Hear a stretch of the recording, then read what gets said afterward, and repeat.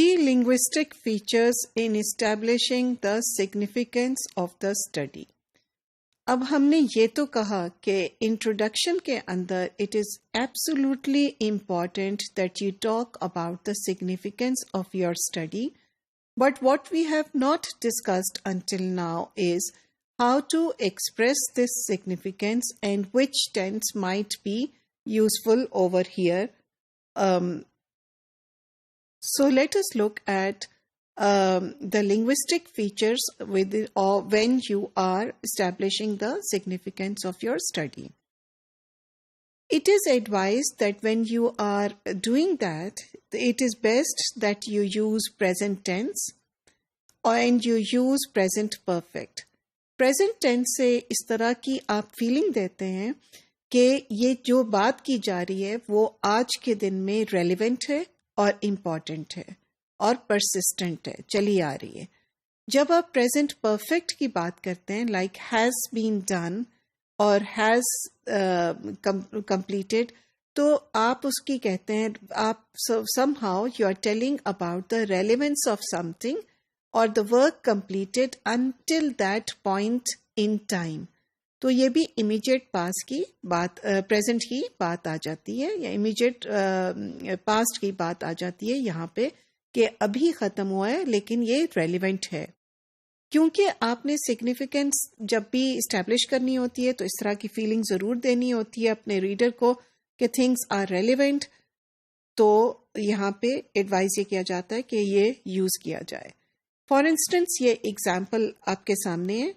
The study addresses the current gap in literature. अब addressed नहीं आएगा, addresses आएगा because it still addresses and it's relevant.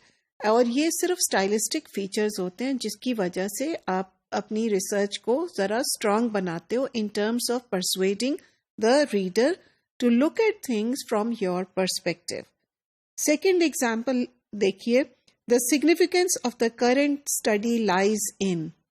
Or you can go on and complete the sentence as you would like.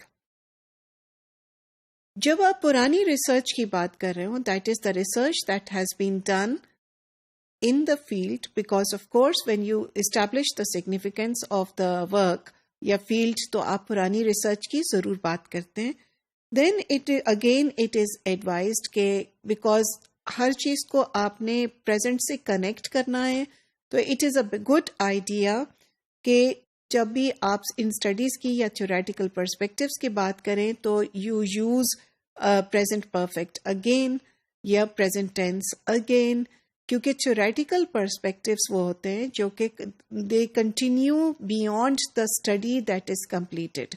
For instance अगर बोर्डियो का social critical framework आप use कर रहे हैं और उसको डिस्कस करना चाह रहे हैं कुछ हद तक, तो उसके अंदर क्योंकि वो रेलिवेंट है और चलता रहेगा और चलता रहा है, तो आप उसमें इस तरह का टेंस यूज़ करते हैं जो इसी किस्म का मीनिंग आपको कन्वे करता है. सो द रिसर्च एग्जाम्पल्स इसकी देख लें. The research in this area has mainly focused on, and then you can also use the present tense जैसे हमने आपसे अभी इसका बात की है. सिंपल पास्ट टेंस भी यूज़ होता है when you are reporting past research. But then you usually use past tense when you want to put some distance between the existing research and the past research. आप इस तरह का impression देना चाह रहे हैं, अगर आप कहना चाह रहे हैं कि बहुत relevant नहीं है, या फिर आप ये कहना when you are referring to a completed study. तो एक study complete हो गई, उसकी बात कर रहे हैं, तो you are using the past tense कि the study was completed in, the study was conducted in, फिर आप उस तरह की बात करेंगे. और तो past perfect की या past tense की बात करेंगे.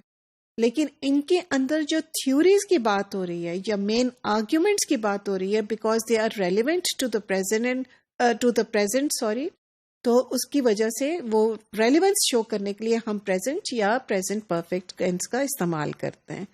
So these are just a few tips for you to make your thesis strong stylistically and to enable the meaning that you have in mind in your when writing your thesis.